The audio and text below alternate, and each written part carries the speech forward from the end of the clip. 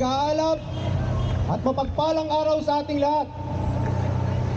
Maligayang araw ng mga manggagawa sa ating lahat. Una muna sa lahat, masaya ako na nakikita na lahat ng labor group o lahat ng manggagawa ay nagtitipon ngayon dito sa Espanya. Sana sa mga susunod na henerasyon ay ganito tayo lagi. Pero mas masaya ako dahil kasama nyo ngayon ang hanay ng mga PLDT workers.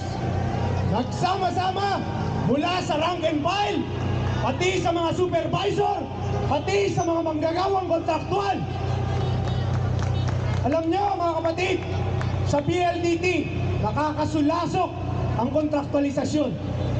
Kami mga regular, kapag kinailangan ng serbisyo ng ospital, kahit anong ospital, name it, St. Luke's, Capitol, Asian, lahat dyan ay libre ako.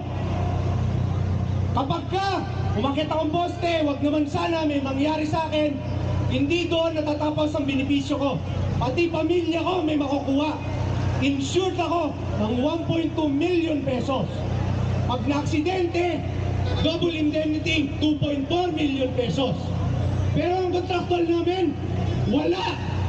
Dahil ang sinasabi ng PLDT, hindi naman niya empleyado. Pero kasama niya sa pagyabong ng kita niya. Sa pagyabong ng kita niya.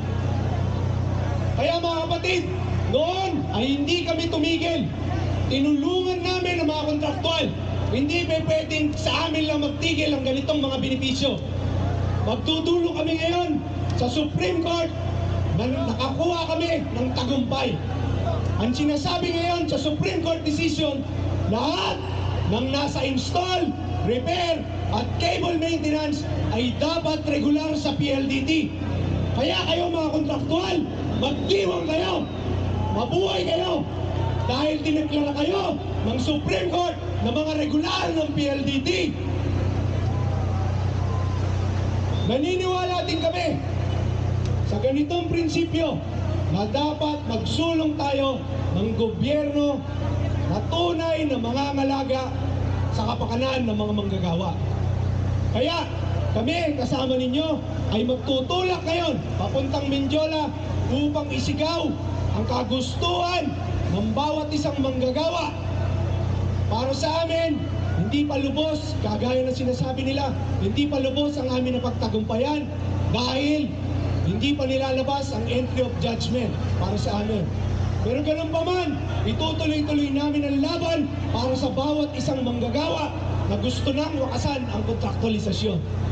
Kaya, bilang Pangulo, we demand, Mr. President, Your Excellency, with all due respect, wakasan mo ang kontraktualisasyon, ang labor-only contracting.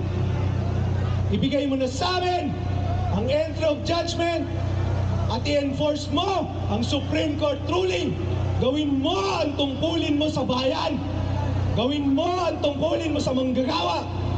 Gawin mo ang tungkulin mo sa aming mga manggagawa sa PLDT. Kaya Pangulo, magandang umaga. Uring manggagawa! Huwag mapagpalaya! Uring manggagawa! Manggagawang kontraktual dapat regular. Salamat po.